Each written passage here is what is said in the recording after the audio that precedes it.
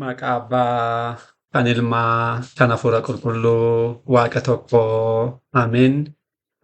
Dhiifamaa fi tolummaa isaa nuuf baay'isee Waaqayyo Abbaan keenyaa akka baay'ina cubbuu keenyaa osoo hin taane akka tolummaa fi dhiifama isaatti eegee tiksee hanga isaa kanatti kan nu ga'e qulqulluu kan ta'e maqaan isaa guddaa kan galatoomee fi kan ulfaate nuuf haa ta'u. Sagalee kana kan dhaggeeffattan maatiiwwan Waaqayyoo ijoolleen haadha keenya qulqulleettii Dubroo Maariyaam bakka adda addaa kan jirtan hundumti keessan maqaa gooftaa keenyaa fayyisaa keenyaa Yesuus Kiristoosiin nagaan isin gaafadhaa akka isaatii bakka jirtanitti akkam bultanii akkam ooltanii akkam galgaleessitanii ameen galateeffamuun amala uumaa keenyaa fayyisaa keenyaa Sillaasee kan ta'e maqaan isaa baddaa samii irratti afaan qulqulloota ergamoota isaatiin afaan qulqulloota abbootii keenyaa farmoolii keenyaan yeroo hundumaa kan galateeffamu qulqulluu kan ta'e maqaan isaa nu birattis guddaa kan galatoomeef kan ulfaate nuuf haa ta'u. Deessuu gooftaa keenyaa haadha hunduma keenyaa qulqulleettii Dubroo Maariyaam qulqulloota ergamoota Waaqayyoo qulqulloota abbootii keenyaa farmoolii keenyaa hunduma isaaniidhaafis akka kennaa isaaniitti ganannii fi ulfinni guddaan isaaniif haa ta'u.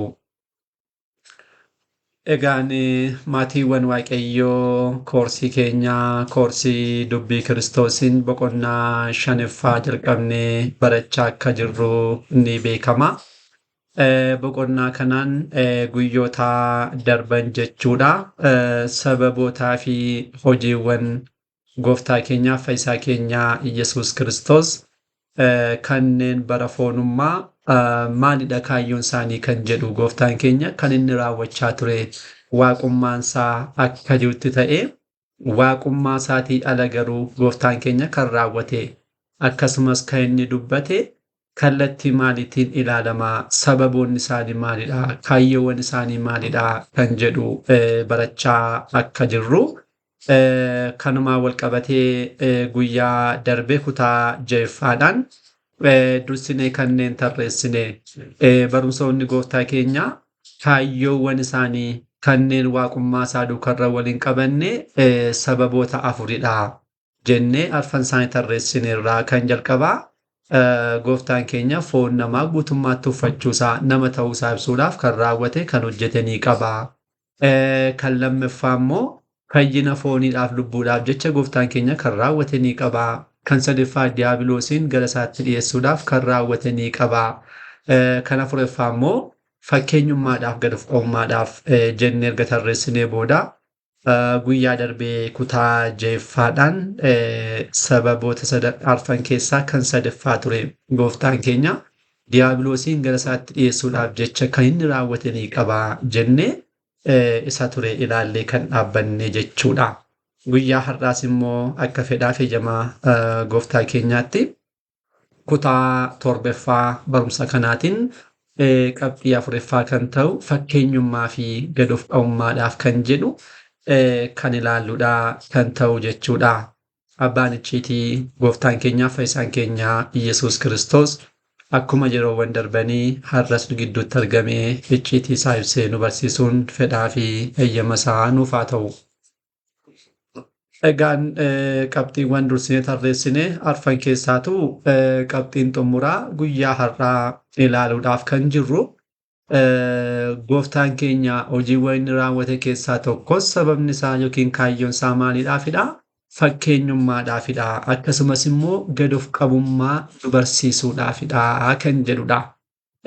Bara barsiisummaa isaa keessa galanni isaaf haa ta'uti guyyaa tokko kan dubbate kitaabni qulqulluun barreessee ni arganna. Wangeela Maatiyuus boqonnaa 11 lakkoofsa 29 kan jiru anarraa baradhaa. Ani garraamiidha gooftaan keenya narraa baradhaa ani garraamiidha. Laphee kootiinis gad of qabaadha yookiin kasoomaadha. Lubbuu keessaniidhaaf kan taasistan boqonnaa argattu jechuudhaan gooftaan keenya raawwate dubbateera jechuudha. Egaan dursumarraa kaasnee barachaa akkuma turre galanni isaaf haa ta'uti uumaan keenyaaf fayyisaan keenyaa Yesuus Kiristoos foon namaa uffatee gara dachee kanaatti kan dhufe kaayyoon isaanii jalqabaan dhala namaa fooniif lubbuudhaan fayyisuudhaafidha. Kana haa ta'u malee calliseetuma dhufee kana raawwatee immoo hin deebine gooftaan keenya. Foon keenya guutummaatti uffatee nama ta'eera waan ta'eedhaaf isa booda dhaloonni dhufu kun hundumtuu haala kamiitiin jiraachuu qaba kan jedhuudhaaf uumaan keenya foon uffatee maal ta'e fakkeenyummaadha namaadhaaf kaa'e fakkeenya nuuf ta'e akkasumas immoo gad of qabummaa ittiin nu barsiise jechuudha. Nuti kiristaanonni waan hundumaadhaan akka isa fakkaannuudhaaf akkasumas immoo isa akka hordofnuudhaaf akka mootiin gaarii tokko wanta gaarii raawwachuudhaan uummannis isa hordofanii isaan raawwataniidhaaf fakkeenya akkuma ta'u innis uumaan keenya galanni isaaf haa ta'uti wantoota gaggaarii lubbuu keenyaaf fayyina jireenya bara baraadhaaf kan nu ga'an akkasumas immoo waaqayyo wajjiraan tokkummaa kan akka argannu kanneen nu taasisan hojiiwwan kana hundumaa inni dursee maal taasiseera hojjetee nutti agarsiise isinis immoo akkasuma taasisaa haala kanaatiin deddeebi'aa jechuudhaan uumaan keenya haala kanaatiin fakkeenyummaaf nu barsiiseera jechuudha.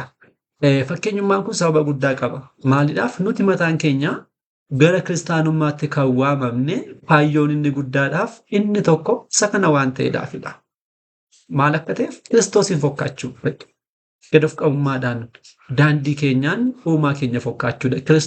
Kiristaanachuun mataansaa hordoftoota Kiristoosin kan fakkaatan inni kan inni raawwate kallattii masalaan isa hordofanii isaan fakkii taasifatanii kan raawwatan jechuudha kiristaanachuun. Kanaafidha waamamuun keenya mataansaa kiristaanummaan keenya mataansaa kaayyoon isaanii guddaan isa kanadha. Kitaabni qulqulluullee akkasuma jedha. Tokkoffaa Phexros boqonnaa 2 lakkoofsa 21 yommuu ilaallu kan waamamtan kanaafidha. Kan waamamtan kanaafidha.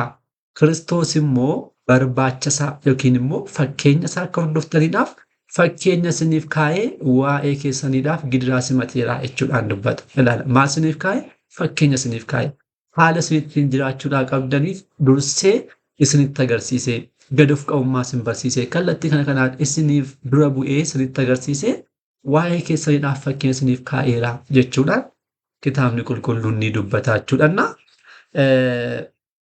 Gooftaan keenya fakkeenyummaadhaaf akkasumas immoo gad of qabummaadhaaf jecha wantoota baay'ee raawwatee nutti agarsiiseera.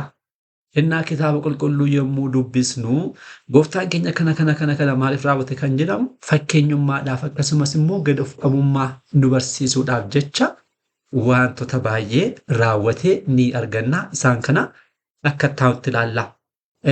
Abbootiin keenya kitaaba qulqulluu bu'aa taasifachuudhaan gooftaan keenya fakkeenyummaadhaaf jecha kan inni keessa darbe qabxiiwwan 5 tarreessaniiru. Kun hiikaa kitaaba qulqulluudhaanis barumsa dubbii Kiristoosiidhaanis bal'inaan ibsameera. Fakkeenyummaadhaaf jecha kan inni keessa darbe gooftaan keenya qabxiiwwan 5 ni jiru. Inni jalqabaa cuuphaa harka Yohaannisitti warreen viidiyoodhaan barachaa jiran ni agartu. Qabxiiwwan 5 jechuudha. Kan jalqabaa cuuphaa harka Yohaannisitti. Kan lammaffaa cubbuu amanuu. Kan sadaffaa wareegamaa ta'uu. Kan afuraffaa qofummaa yookiin immoo baahitaawummaa kan jennu gi'iziidhaan baahitaawu jechuun qofa galaa qofa jiraata jechuudha. Kan shanaffaan immoo monokkosummaadha. Isaan kana gooftaan keenya fakkeenyummaadhaaf jecha dhala namaadhaaf kallattii agarsiisuudhaaf isinis akkasitti godhaa jechuudhaan akkasitti raawwadhaa jechuudhaaf jecha gooftaan keenya qabxiiwwan kana 5 keessaa bara foonummaasaa darbeera. Qabxiiwwan kana tokko tokko naa ilaallu. Kan jalqabaa cuuphaa harka Yohaannisitti. Ekaan gooftaan keenya cuuphaa hundeessuudhaaf ofii isaa gara garbicha isaa gara Yohaannis deemuudhaan harka garbicha isaa harka Yohaannisitti cuubameera. Isa kana kitaabileen qulqullaa'oon bakka baay'eetti ibsaniiru. Keessaa tokko ilaaluudhaaf Wangeela Maarqos boqonnaa 1 lakkoofsa 9ffaatti kan barraa'e. Yeroo sanatti gooftaan keenya Iyyesuus Galiilaa Naazireetirraa dhufee Yohaannisiin Yordaanositti cuubameedha. Kiristoos uumaan keenya galanni isaaf haa ta'uti eessarraatu Galiilaa Naazireetirraa gara Yordaanos gara Galiilaatti gara Yihudaatti deemuudhaan Yohaannisiin cuubameedha. Egaan uumaa samiidhaaf lafaa kan ta'e uumaan keenyaaf fayyisaan keenya Yesuus Kiristoos foon uffatee dachee dhufetti jechaadha. Wanti kun baay'ee nama dinqisiisa. Ilaalaa. waaqa ta'e osoo hin jiruu akkamittiin garbicha kanatti cuubamaa osoo hin jedhin harka garbicha tokkotti cuubamuudhaaf laga Yordaanos dhaabbachuun akkam nama dinqisiisa ba'uunis. Yookiin argamoonni haa cuubanii yookiin hafuuraan cuubamaa yookiin kana hin jenne uumaan keenya gad of qabummaadhaaf fakkeenyummaadhaaf jecha harka garbicha isaa harka Yohaannisitti cuubbamtoonni kan ittiin cuubamaa jiran harka Yohaannisitti deemee gooftaan keenya cuubameera. Innaa cuubbaan isaa kun harka garbicha isaa kana gara Yohaannis deemuudhaan harka isaatti cuubamuun isaa kun fakkeenyummaadhaaf gad of qabummaadha. Fakkeenyummaan isaa nuti gara lubootaa deemnee cuubamuu akka qabnu nu barsiisuudhaaf. Hammam namni tokko sooressa yoo ta'es, hammam kabajamaa yoo ta'es, mootis ta'uu danda'a. Aangoo barbaadees haa qabaatu. Gara mana koo kottuu na cuubi jechuudhaaf hin danda'u. Maaliidhaaf? Kiristoosummaan keenya fakkeenyummaa kana kaa'ee darbeera waan ta'eef eenyuyyuu gara lubaa deemu qabachuudhaan fakkeenyummaa kana raawwateera. Gad of qabummaan isaa immoo harka garbicha isaatti cuubamuu isaati. Kanaaf kun uumaan keenya fakkeenyummaa kan ittiin barsiisa tokko kan jalqabaa cuubbaa harka Yohaannisitti taasiseen kan raawwateera. Kan lammaffaan immoo cubbuu amanuudha. Cubbuun ingidihi gooftaan keenya galanni isaaf haa ta'uti cubbuu tokko illee hin hojjenne isa kana kitaaba qulqulluu bakka baay'eetti arganna. Inni ofuma isaa kan dubbate irraa yoo eegalle maal jedha gooftaan keenya wangeela Yohaannis boqonnaa 8 lakkoofsa 46 yommuu dubbisnu isin keessaa waa'ee cubbuudhaaf kan na himatu eenyudha jechuudhaan dubbata. Isin keessaa waa'ee cubbuudhaaf istii kan raawwatteetta cubbuu kana hojjetteetta jechuudhaan na himachuu kan danda'u eenyudha yeroo jedhu gooftaan keenya ani cubbuu tokkoyyuu hin qabu jechuusaati. Kiristoos dhala namaa fakkaate gaafa jennus maal jechuu keenyadha? Amalummaa keenyaan nama fakkaate maalirraa addatti? Cubbuurraa addatti. Cubbuu akka nuti raawwannu cubbuun hojjenne maaliif cubbuun amalummaa keenya miti. Namni gara jireenya isaatti kan fidedha malee cubbuun amalummaa nama tokkoyyuu miti. Gooftaan keenya foon keenya uffate gaafa jennu amalummaa keenya guutummaatti fudhate. Cubbuun garuu amalummaa namaa miti. Innaa gooftaan keenya kan raawwanne kitaabni bakka biraatti illee akkasidha. Tokkoffaa Phexros boqonnaa 2 lakkoofsa 22 yommuu dubbisnu inni cubbuun hojjenne eenyu gooftaan keenya jechuudha. Inni cubbuun hojjenne haxxummaanis dubbii isaa keessatti hin argamne jechuudhaan dubbata ilaala. Gooftaan keenya cubbuu hin raawwanne. Innaa cubbuu kan osoo hin raawwatiin akkamitti cubbuu amanuu kan jenne yommuu jennu cubbuu amanuu kan jedhame gooftaa keenyaadhaaf cubbamtoota waliin lakkaa'amuu isaadha. Gooftaan keenya cubbamoota jiran lakkaa'ameera. Biyaansi si'a sadii kaasuu dandeenya. Kan jalqabaa dhalannaa isaarratti, kan lammaffaa cubbaa isaarratti, kan sadaffaa immoo bara barsiisummaa isaa guutummaatti gooftaan keenya cubbamtoota waliin lakkaa'ameera. Akkamitti yommuu jennu kan jalqabaa dhalannaa isaarratti gooftaan keenya cubbamtoota waliin lakkaa'amee yeroo jennu haati isaa qulqulleettiin dubroo lakkaa'amuudhaaf turte gara Beetliheem kan isheen deemte. Achitti osoo jirtu gooftaa keenya fayyisaa addunyaa Beetliheemitti kan isheen deesse miti. Innaa yeroo sanaa galmee namoonni irratti galmaa'uudhaaf jiran irratti uumaan samiif lafaa gooftaan keenyaa fayyisaan keenya Yesuus Kiristoos akka taraa nama tokkotti lakkaa'ameera jechuudha. Cubbamtoota wajjin kan jalqaba lakkaa'ame. Kan lammaffaa immoo cubbaa isaarrattidha. Cubbamtoota wajjin gooftaan keenya cubbaa isaa ani waaqadha, ani akkasidha, isaan duukaa hiriiruu hin qabu osoo hin jedhiin yeroo laga Yordaanos gara Yohaannis deemee cuubametti cubbamtoonni hundumtuu hiriiranii kan isaan jiranidhaan hiriiree tartiibni isaa rosa ga'utti cuubameera. Kana kitaabni qulqulluun maal jedha? Wangeela Luqaas boqonnaa 3 gaafa laallu lakkoofsa 21 uummanni hunduu erga cuubamanii booda gooftaan keenya Yesuusis cuubameedha. Eenyu uummanni hunduu? Ingidihi qulqullichi uummanni hunduu jechaa kan jiru dursee tarreesseera. Boqonnaa 3 kana gaafa laallu eenyu faadha gara isaa dhufaa kan turan yommuu jennu Fariisota kanneen jedhaman, Saduuqota warreen jedhaman, qarata kuttoota kanneen jedhaman akkasumas namoonni immoo maqaa biraa isaanii baasuudhaan cubbamtoota kanneen jedhaman walumatti cubbamtoota kan ta'an jechuudha. Gooftaan keenya isaan duukaa hiriire, isaan duukaa lakkaa'ame harka Yohaannisitti cuubameera. Kan sadaffaa immoo bara barsiisummaa isaati. Gooftaan keenya bara barsiisummaa isaa cubbamtoota waliin ture. Isaan duukarra nyaachaa, isaan duukarra dhugaa tureera. Kana wangeela keessaa caqasa tokko ilaaluu dandeenya. Wangeela Maarqos boqonnaa 2 lakkoofsa 16 kan jiru haa ilaallu. Barreessitoonnii fi Fariisotni qaraxa kuttootaa fi cubbamtoota waliin osoo nyaatuu arganiidha. Eenyu waliin? Cubbamtoota waliin osoo nyaatuu arganii. Duukaa bu'uusaadhaan barsiisaan keessan maaliif warreen qaraxa kutaniidhaa fi cubbamtoota waliin nyaata jedhanii jechuudhaan dubbata. Gooftaan keenya taraa isaanii taa'ee cubbamtoota kan jechuun namoonni maqaa isaan kaa'u. Qaraxa kuttoonnis taraama isaanii baay'ee jibbamoo kan ta'anidha sanatti warreen qaraxatan jechuun.